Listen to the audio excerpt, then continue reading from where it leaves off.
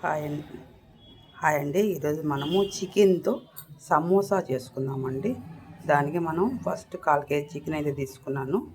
అది ఎలా చేయాలో చూపిస్తాను. ఈ చికెన్ అండి ఫస్ట్ మనం దీన్ని మిక్సీలో కైమాలాగా చేసుకుందామండి. చూడండి, ఇలా కైమాలాగా మనం చికెన్ చేసి పెట్టుకొనేసేయాలండి. ఇప్పుడు దీంట్లోకి 1/4 స్పూన్ అయితే కుక్కర్ తీసుకొని ఒక 1/4 స్పూన్ అయితే ఆయిల్ వేసుకుందామండి. ఎందుకంటే చికెన్ని నీట్గా వాడ్చుకోవడానికండి.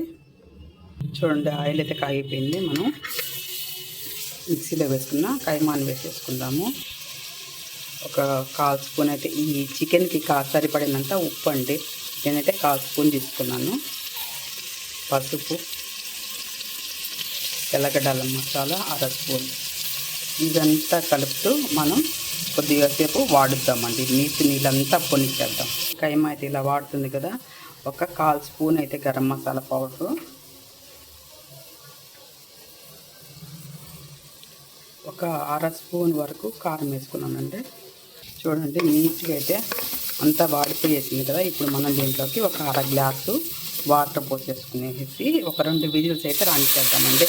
ఎందుకంటే ఇలా చేసుకున్న దానివల్ల మనకు డైజెషన్ ప్రాబ్లం అనేది ఉండకోకుండా నీట్గా మనం తిన్నది నీట్గా అరుగుతుందండి.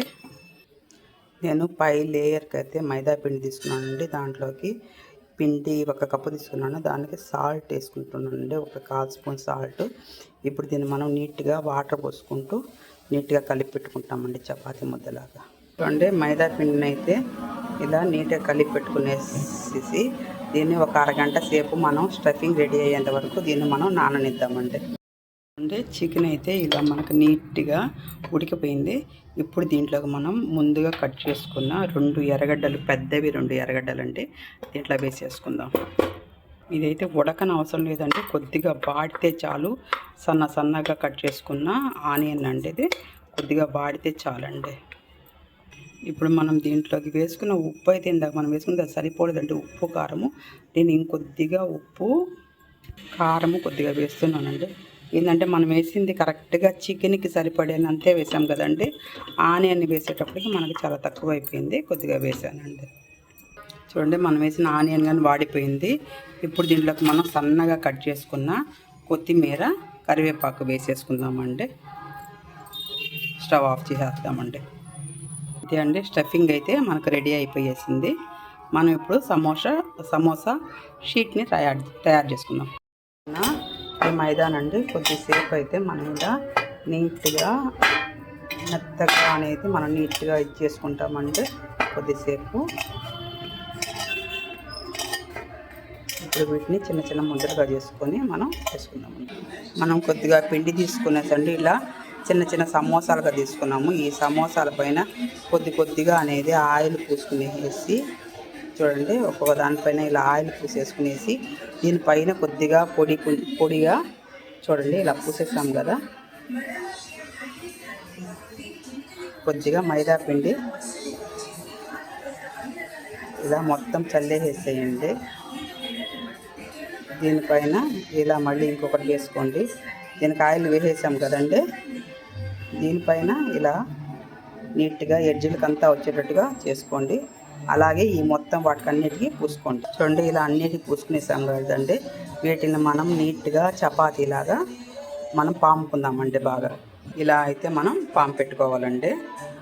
ఇప్పుడు మనం ఇలా తయారు చేసుకున్నాం కదండి షీటు. ఈ షీట్ని మనం పెనం మీద ఇప్పుడు మనం వేడి చేసుకుందామండి. తీసుకోండి, విరిగి చేసండి, కాలింది పెనము. ఇప్పుడు మనం ఈ షీట్ని వేడి చేసుకుందాం. 2 సైడ్లకి తిప్పుకుంటూ వేడి చేసుకోండి. వేడి అయ్యే కొద్ది మనకి 1 by 1 లేయర్ అనేది వచ్చేస్తుందండి. ఊడి చూడండి, ఇలా లేయర్ అనేది మనకు నీట్గా వచ్చేస్తుందండి. చూడండి, మనం ఎన్ని అయితే వేసుకున్నామో అన్ని నీట్గా 1 by 1 అన్ని నీట్గా మొత్తం అనేది ఇట్లా ఊడొచ్చేస్తాయండి. ఇప్పుడు మనం దీన్ని సైడ్లలో కరెక్ట్గా వచ్చేటట్లు కట్ చేసుకుందామండి. చూడండి, ఇలా ఎడ్జ్లు అయితే కట్ చేసేయండి. ఈ సైడ్ మధ్యలో కట్ చేసుకునేసి వీటిని షీట్ని అయితే ఇలా రెడీ చేసుకోండి. ఇవి ఆరిపోకుండా పైన ప్లేట్ వేసి పెట్టి లేకపోతే చెమ్మగుడ్డన్న వేసి పెట్టి అలాగే పెట్టుకోండి. నేను చూపిస్తానండి. ఇప్పుడు సమోసాకి మనకు సైడ్లలో వచ్చే షీట్ అయితే మిగిలిపోతుంది కదండి, ఆ షీట్ని మనం ఆయిల్ వేసుకునేసి మనం డీప్ ఫ్రైగా వేయించుకుందామండి.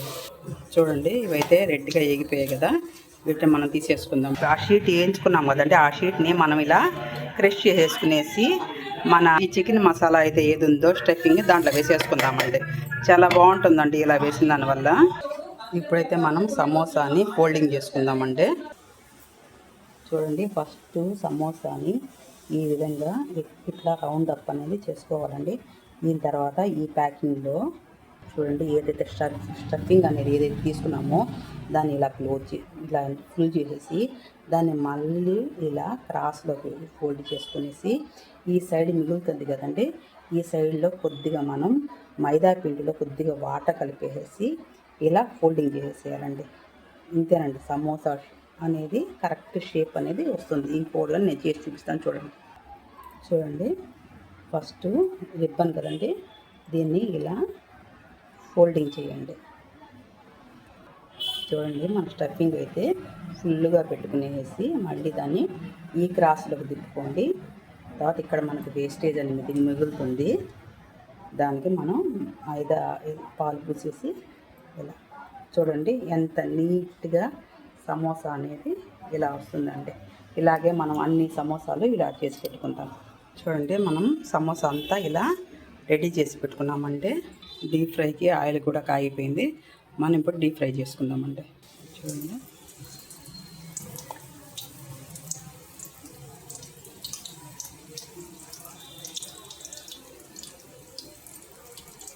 ఇలా మనం డీప్ ఫ్రై చేసుకుందామంటే ఒక సైడ్ కాలిన తర్వాత ఒక సైడు టర్న్ చేసుకుంటూ సమోసాలండి నీట్గా ఫ్రై చేసుకోండి.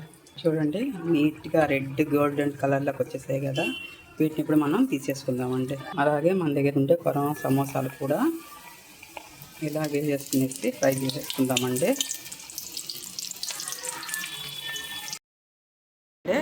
ఎంతో టేస్టీగా ఉండే చికెన్ సమోసా అనేది మనకు రెడీ అయిపోయేసిందండి. ఈ వీడియో మీలో ఎంతమందికి నచ్చింది కామెంట్ చేయండి. ఈ షీట్ అనేదండి మనం తయారు చేసి పెట్టుకొని బాక్స్లో పెట్టుకున్నామంటే ఫ్రిడ్జ్లో పెట్టేసి మనం ఎప్పుడు కావాలంటే అప్పుడు మనం సమోసా అనేది స్పీడ్గా అనేది రెడీగా చేసుకోవచ్చండి. ఈ వీడియో మీలో అందరికీ నచ్చుతుందని కోరుకుంటూ లైక్ చేయండి, షేర్ చేయండి, సబ్స్క్రైబ్ చేయండి. Please subscribe.